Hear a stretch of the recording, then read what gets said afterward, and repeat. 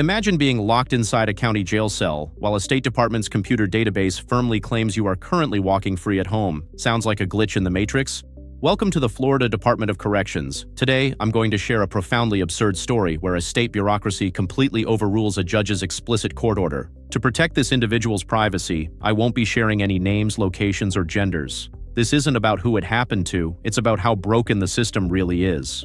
Here is a brief breakdown of the situation. This person was initially arrested in County A on minor charges. They were released on bond but subsequently failed to appear in court. A few months later, they were arrested in County B, which automatically triggered a hold from County A. The case in County B ended in a plea deal. The judge handed down a split sentence, meaning a term in state prison followed by 1 year of probation. It is important to note that this type of probation is only supposed to begin after all other periods of incarceration are fully completed. The most critical point of the sentence was a specific condition. If no one filed a claim for restitution within 45 days, the defense attorney could file a motion to remove the probation entirely. And that is exactly what the attorney did. After the 45 days passed, they filed a motion to modify sentence, and the judge signed and approved it that very same day. However, just 1 week before this person was set to be released from state prison, a classification officer dropped a bombshell. They informed them that upon release, their probation would immediately go active. This came as a massive shock. That same day, I contacted the probation office. Unfortunately, the person who answered the phone clearly had no idea what they were doing.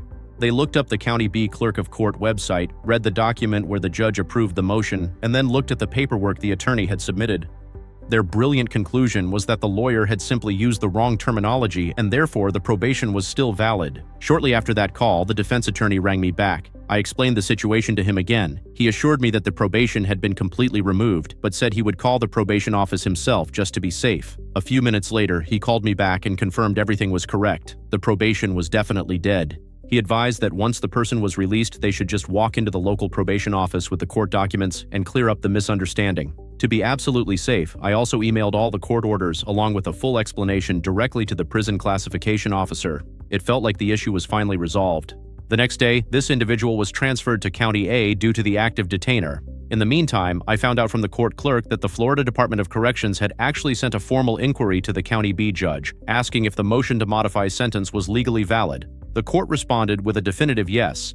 Yet, on the exact day the prison sentence officially ended, the department activated the probation anyway, and here is where we reach the next level of absurdity. According to the state's active database, this person is not sitting in a cell in County A, but is currently living at their residential home address. I honestly do not know how often this happens, where the department completely disrespects a judicial ruling and is simultaneously clueless about the fact that a person is locked up in a county jail rather than walking free. Since we didn't know how the case in County A would play out, I decided to email the Department of Corrections probation office.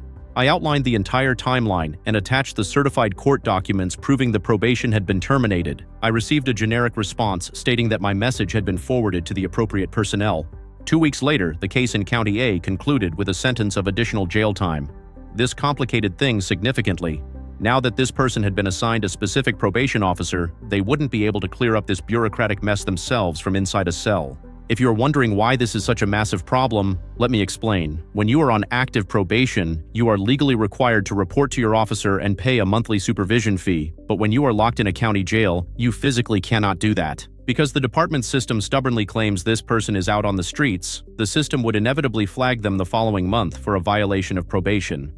A judge would issue an arrest warrant, another detainer would be lodged, and instead of being released when their time in County A is up, this person would be transported right back to County B. Whether or not you can successfully explain this mess at the first appearance hearing is always a gamble. It would mean more transport vans, another intake process, and more days of freedom stolen purely because a State Department couldn't update its database to reflect a court order over a span of nearly 8 months. That day, I sent another urgent email to the probation office, specifically addressing it to the assigned officer by name. I CC'd the circuit court as well. They replied, stating they were forwarding it to the right people, which accidentally gave me the officer's direct email address. I also reached out to the attorney to see if there was anything else we could do to kill this problem once and for all. He told me that both he and I had pushed as far as we legally could. He assured me that if a violation of probation warrant did get issued, I should notify him immediately, and he would handle it at the first appearance. He also highly recommended that I keep a meticulous paper trail and email the probation officer every single day. Fortunately, we've achieved a partial victory. That very same day, the probation was placed on an administrative hold. As of right now, the department's system still erroneously believes this person is out on the streets rather than in jail, but at least the immediate threat of a violation warrant and a new arrest has passed. Whether I can turn this into a total victory over the next 2 months remains to be seen. I will post an update in September, or as soon as this situation is completely resolved. If you have a loved one dealing with multiple cases across different counties, make sure you are constantly monitoring the State Department's website and Vine link. Do not trust the system blindly. You have to verify that they are actually entering court orders in real time.